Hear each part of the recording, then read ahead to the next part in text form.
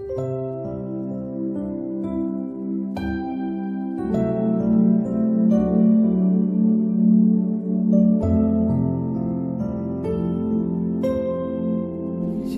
pagi bersama tundukkan kepala. Tiada kata yang manis dan ucapan syukur kepada Bapa di surga buat kasih-Mu yang begitu limpah dalam hidup ini. Kalau kami masih hidup, kami masih bernapas karena anugerah-Mu. Dan pada pagi hari ini kami adakan mesbah keluarga, mesbah pribadi, dan kami rindu untuk mendengarkan juga renungan firman-Mu. Kami menaikkan pujian penyembahan, kami menaikkan doa syafaat kepada Tuhan. Roh Kudus berapi hamba-Mu secara khusus. Haleluya. Shalom, selamat pagi. Selamat bertemu dalam kasih Tuhan Yesus Kristus. Hari kita akan membaca Yeremia pasal 52. Yang terakhir, besok kita masuk dalam ratapan. Yeremia pasal 52 ayat pertama sampai ayat 34. Yeremia pasal 52 ayat pertama sampai 34. Sedekia Raja Yehuda, runtuhnya kerajaan Yehuda.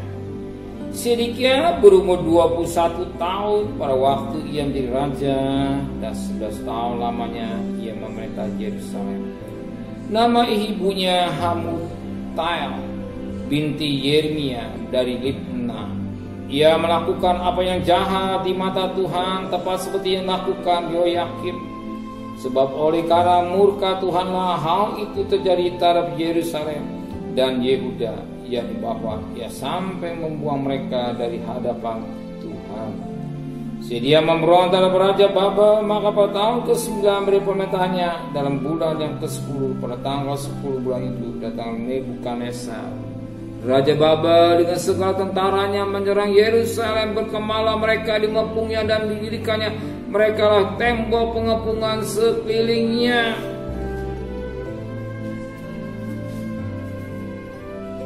Ayat yang ke-26.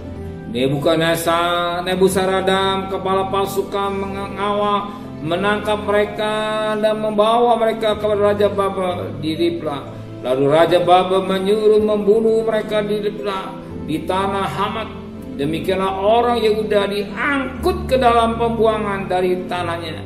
Tidak jumlah rakyat yang diangkut ke dalam pembuangan oleh Nebuzaradan dalam tahun ke-7 3.023 orang. Yehuda dalam tahun ke-18 zaman Nebukadnezar 832 jiwa dari Yerusalem. Dalam tahun ke-23 zaman Nebukadnezar diangkut ke dalam pembuangan oleh Nebuzaradan kepala pasukan pengawal 745 jiwa orang Yehuda, sudah berjumlah 4.600. Ayat yang ke-34. Dan tentang belanjanya, Raja Babel selalu memberikannya kepadanya sekedar yang perlu tiap-tiap hari selama hidupnya sampai hari matinya. Kita melihat ini suatu runtuhnya suatu kerajaan Yehuda, ya, di mana runtuh kerajaan Yehuda pada pemerintahan Raja Sedekia.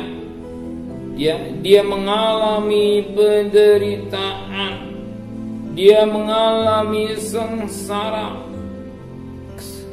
Dan dikatakan Sedekia matanya dibutakan, anaknya jadi sembelih depan matanya, dan kerajaan ini hancur.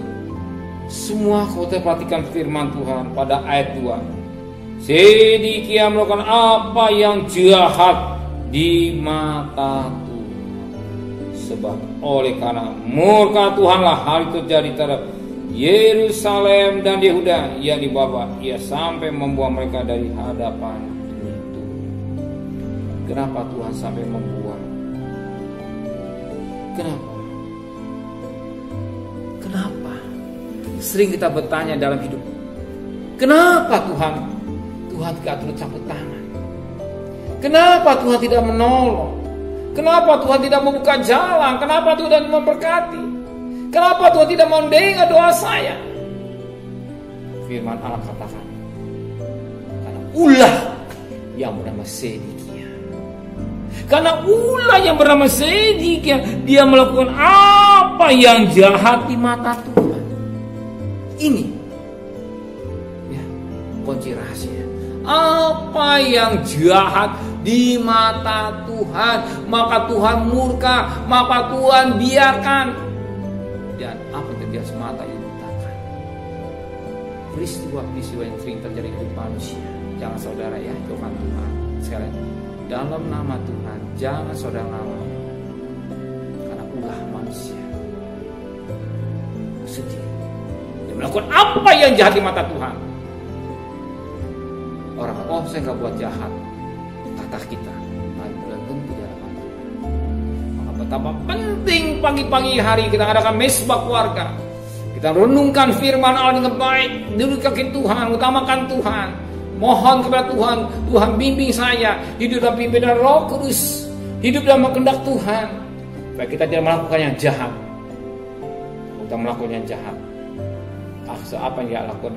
Sedekia, dia mengalami karena perbuatannya. Kalau kita menyenangkan hati Tuhan, Tuhan juga tahu kebutuhan saudara. Amin.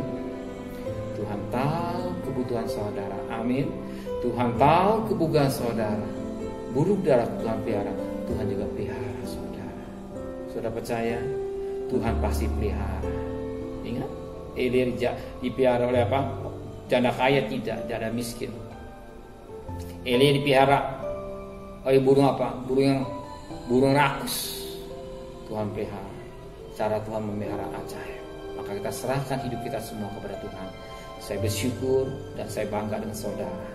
Saudara kan mesbah keluarga penting, baru bekerja di yang lain.